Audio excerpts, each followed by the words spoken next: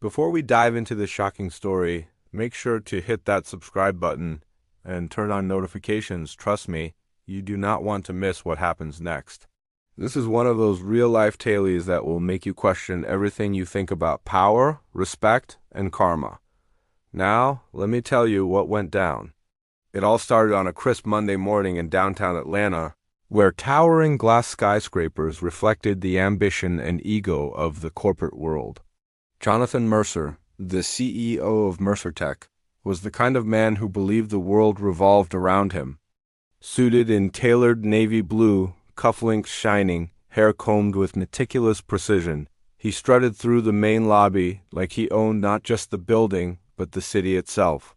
Yet, amidst the sleek marble floors and the hum of polished elevators, one man moved unnoticed. Quietly, patiently, a man whose life had been dedicated not to boardroom deals, but to keeping the building spotless. Harold Thompson, a septuagenarian janitor with a back slightly bent from decades of work, but eyes still sharp, carrying the dignity that only time and honesty can grant. Jonathan, already running late for a high-stakes meeting with a potential international client, barely spared a glance as Harold carefully mopped the floors near the executive wing. But fate, as it often does, has a way of intersecting the lives of the arrogant and the humble. In a moment that would set everything into motion, Jonathan's impatient stride clipped Harold's bucket, sending water splashing across the polished floor. Without even thinking, Harold instinctively stepped back, muttering a soft apology, while Jonathan's face contorted from irritation to rage. He raised his hand and slapped Harold across the cheek, the echo of that slap bouncing off the marble walls like a gunshot. Gasps from nearby employees filled the air, yet no one dared intervene.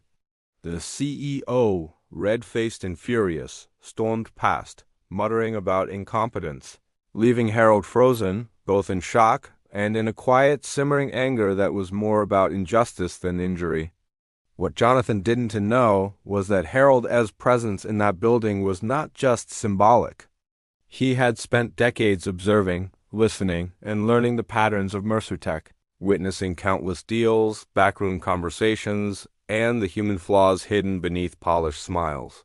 That slap, meant to humiliate, would ignite a chain reaction that no one in the sleek boardroom could have predicted. By the next morning, the news spread like wildfire, not through corporate memos, but through an anonymous social media post capturing the incident on a hidden security camera. Within hours, clips of the CEO's cruel act went viral, catching the attention of thousands, including journalists, activists, and the very clients Mercer Tech was courting. The irony, however, didn't end there. Unbeknownst to Jonathan, the $300 million contract he had been so desperate to secure rested not just on financials or technical prowess, but on the company's reputation and ethical standing. When the client's executives saw the video, their perception shifted instantly. The meeting that had been scheduled with excitement now turned into a courtroom of moral judgment. Jonathan tried to charm, to explain, to minimize, but the damage was done. Social media had already painted him as the face of corporate arrogance, a man whose power had blinded him to basic human decency. By the end of the day, the client pulled out, announcing publicly that they could not, in good conscience, partner with a company whose leadership demonstrated such blatant disrespect. Mercer Tech lost $300 million in a single brutal stroke. Yet, the story was far from over. Harold, who had expected nothing more than an apology, found himself inundated with messages of support, offers for interviews, and even proposals to consult on corporate ethics. His quiet dignity became a symbol, his age and humility contrasting sharply with the CEO's arrogance. Meanwhile, Jonathan's world spiraled. Board members demanded answers, shareholders questioned leadership, and the media's relentless coverage painted him as a cautionary tale of pride before a fall. And as the dust settled, a twist emerged that no one could have predicted. Behind the viral video, Harold had been approached by a young tech entrepreneur who had seen his story online. Inspired, the entrepreneur offered Harold a chance to lead a new division focused on corporate responsibility and employee welfare, an opportunity that would, not only empower him but reshape the very culture of businesses that had long ignored the wisdom of those who toil quietly in the background. Harold, once invisible, was now at the center of a movement that promised to challenge power, privilege, and arrogance at every turn. The morning after the video went viral, the Mercertech headquarters was a storm of panic disguised as routine. Jonathan Mercer arrived at the office with his usual polished confidence, only to find the atmosphere thick with tension. Employees whispered behind closed doors, glancing nervously as he passed. Security footage had been leaked, and it wasn't just circulating among journalists, it had reached clients, competitors, and even government watchdogs. Every step he took felt like he was walking on a floor of glass, fragile and ready to shatter beneath him. Meetings were canceled, emails unanswered, and the board of directors demanded an immediate explanation. The $300 million contract that had seemed like a guaranteed win was now slipping like sand through Jonathan's fingers. The client's email was concise but brutal.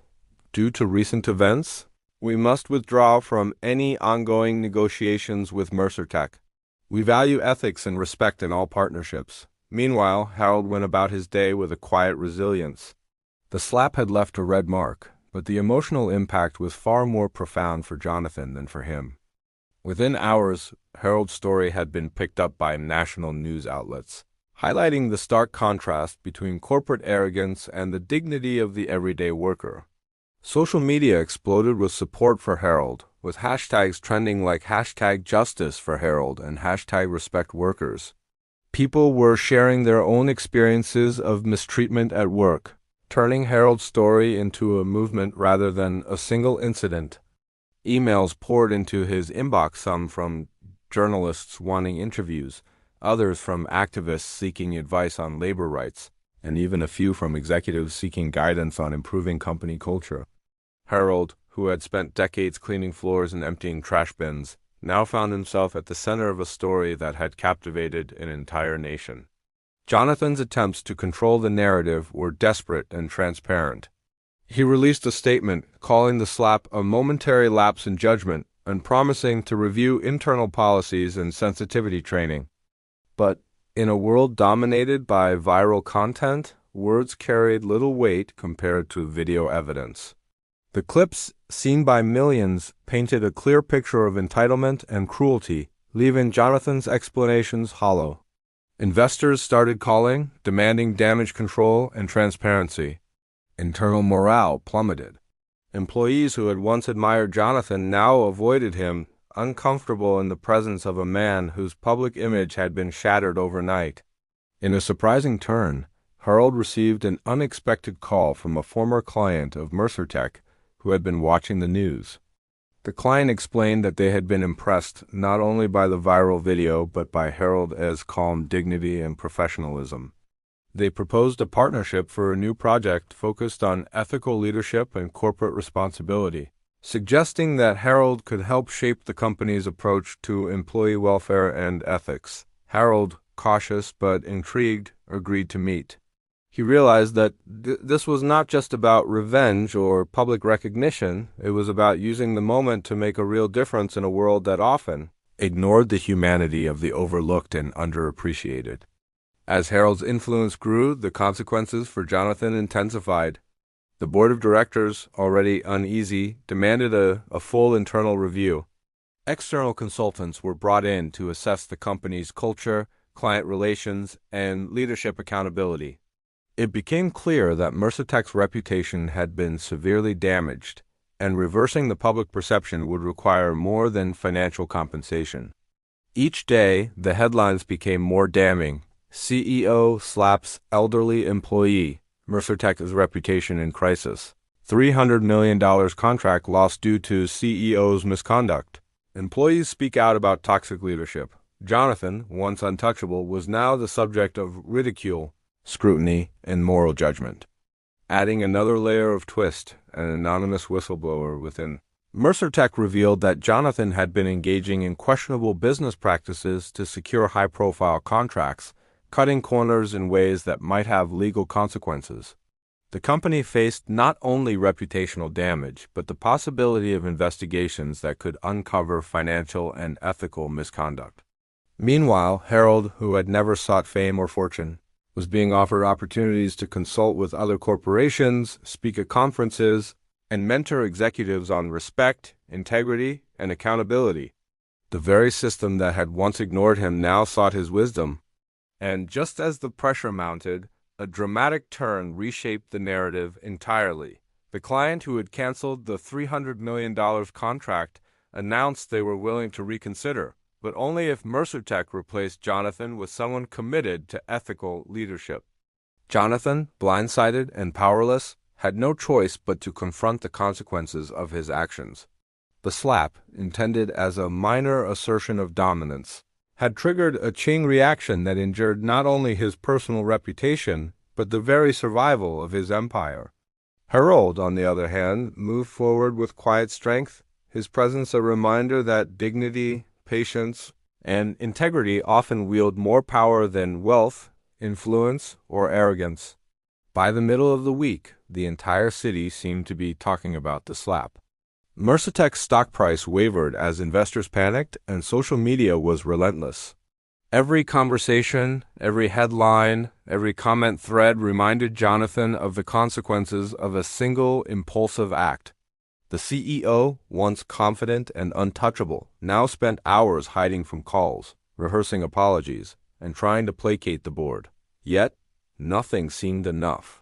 Each attempt to salvage his reputation only reminded the public and the employees of his arrogance. Meanwhile, Harold's life was changing in ways he had never imagined. Invitations to speak at corporate ethics summits, interviews with national news outlets, and even offers to consult with top firms poured in. But Harold, ever wise and grounded, was careful. He wanted to make an impact, not just bask in sudden fame. He started by organizing small workshops for companies willing to listen, teaching executives about respect, humility, and the overlooked workforce, the people whose labor often went unnoticed, but whose value was immeasurable. The irony was not lost on anyone. The man who had been slapped for doing his job with diligence was now being invited to teach leaders how to lead responsibly. Jonathan, meanwhile, was unraveling. The board forced an emergency meeting, confronting him with the mounting evidence of his mismanagement, the viral video, and the potential legal implications revealed by the whistleblower. The room, once a place of unquestioned authority for Jonathan, became a tribunal. Directors questioned his judgment, his temperament, and even his ability to lead. Emails from clients demanding accountability were read aloud, each one punctuated by murmurs of disapproval. Jonathan tried to defend himself, citing years of success and profit, but the argument fell flat. Profit meant nothing if the company's integrity was in question. The slap had become a symbol, a crystallization of everything the public and the employees no longer trusted. The story took another twist when the young tech entrepreneur who had initially approached Harold invited him to be part of a new initiative, a company dedicated entirely to ethical business practices, transparency, and respect for employees at all levels. This new venture promised to challenge the very systems that allowed CEOs like Jonathan to thrive unchecked. Harold, who had spent his life cleaning floors and observing the world from the shadows, now had a seat at the table where decisions were made, a platform from which he could enforce real change. Jonathan's attempts at damage control became increasingly desperate and public. Press conferences ended in humiliation as reporters pressed him on accountability, ethical responsibility, and whether the slap reflected a deeper problem within Mercertech. His words, rehearsed and polished, rang hollow. Every time he spoke, the footage of the slap resurfaced on social media, reminding the world of his loss of control and lack of respect. Employees who had once feared him began documenting internal misconduct, anonymously sharing emails and memos that exposed a toxic culture. Lawyers and PR teams scrambled, but the narrative had already shifted. Jonathan's image was irreversibly tarnished, while Harold's quiet dignity became a symbol of justice and integrity.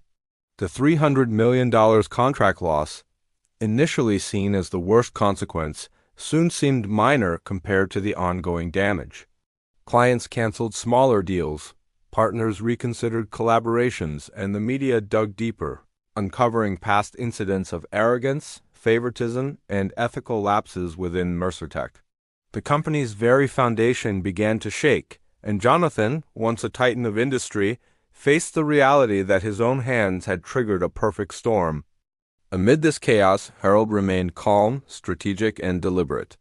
He met with journalists, spoke at workshops, and even advised the young entrepreneur's new ethical venture. His presence challenged assumptions that the powerless cannot influence the powerful, or that humility is a weakness. Every decision he made, every story he shared, amplified the narrative that respect, dignity, and patience can move mountains in ways arrogance and force never can. Then came the final twist of the chapter. An anonymous investor, impressed by Harold's story, proposed an acquisition that could potentially save Mercertech, but only if Jonathan stepped down and Harold took an advisory role to oversee corporate ethics. Jonathan, faced with the ultimate irony, realized that the janitor he had humiliated was now positioned to dictate the very terms of his survival. The man he had thought insignificant was now the key to whether his empire could endure. Pride, arrogance, and ignorance had brought him to this moment.